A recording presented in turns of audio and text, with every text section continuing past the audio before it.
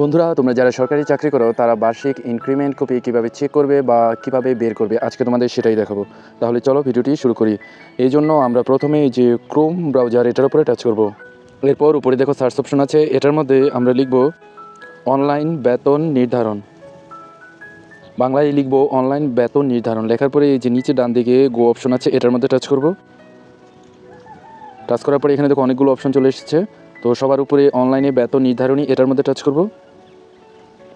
Touch করার পরে এখানে দেখো আরও অনেকগুলো অপশন চলে এসেছে। এই যে একটু নিচের দিকে ইনক্রিমেন্ট লেখা আছে, এটার উপরে টাচ করব। এবার দেখো নিচে দুটো ছোটো ছোটো অপশন আছে, হ্যাঁ এবং না। আমরা এই যে বাম দিকে হ্যাঁ লেখা আছে এটার মধ্যে টাচ করব। টাচ করার পরে কিছুক্ষণ অপেক্ষা করব। এবার এরকম একটা অপশন পেয়ে যাবে, বেতন নির্ধারণী। সবার উপরে বেসামরিক লেখা আছে, এটার মধ্যে টাচ করবে। এবার দেখো এরকম একটা পেজ চলে এসেছে, সবার উপরে একবার টাচ করব। সবার উপরে দেবো এনআইডি কার্ডের নাম্বার। এনআইডি কার্ডের নাম্বারটি যদি 10 সংখ্যার না হয়ে থাকে তাহলে সবার প্রথমে জন্মসালটি আগে বসিয়ে নেবে। এরপর দ্বিতীয়তে আছে 2 নম্বরে আছে ভেরিফিকেশন নাম্বার। এখানে তুমি তোমার পূর্বের ইনক্রিমেন্টের যে কাগজটি আছে সেটা থেকে নাম্বারটি দেখে নেবে।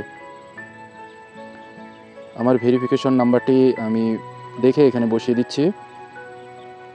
এরপর 3 নম্বর ঘরে এই যে ক্যাপচার কোড, নিচে দেখো কিছু লেখা আছে, যা লেখা আছে এটা এই 3 নম্বর ঘরের মধ্যে বসিয়ে দেব। সকল তথ্য লেখা কমপ্লিট। এবার নিচে লগ ইন, এটার মধ্যে টাচ করব। টাচ করার পরে পরবর্তী ধাপে লগ ইনের জন্য আপনার মোবাইলে প্রেরিত 4 সংখ্যার ভেরিফিকেশন নাম্বার এন্ট্রি দিতে হবে। ওকে, এটার মধ্যে টাচ করব। এই যে দেখো পিন নাম্বারটি কিন্তু চলে এসেছে। আমি এখান থেকে দেখে নেব আমার পিন নাম্বারটি কত। 5753 5753। এবার নিচে এটার মধ্যে টাচ করব। এই যে দেখো এরকম একটা পেজ চলে এসেছে। এখানে দেখো কোনো কিছু কিন্তু এখানে লেখা নেই।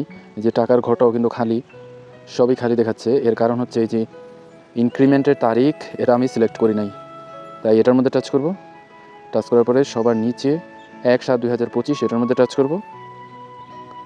এবার নিচে গো লেখা আছে, এটার মধ্যে টাচ করব। কিছুক্ষণ অপেক্ষা করব। এই যে দেখো এবার কিন্তু সকল তথ্য চলে এসেছে।